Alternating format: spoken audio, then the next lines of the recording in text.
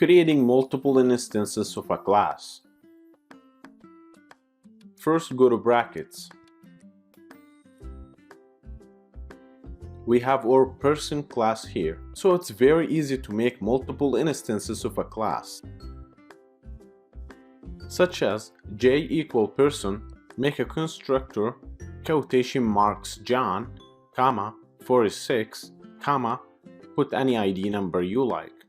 You also be able to do another object class. You actually can do as many as instances you like. Such as m equal person, make a constructor, quotation marks Melissa, comma, quotation marks 55, comma, any ID number you like. Okay, then use j the output and m the output to print them on terminal.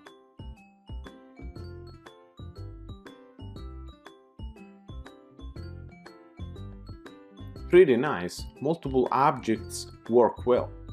As you can see, all of these lectures are just examples for you, so you need to do that by your computer.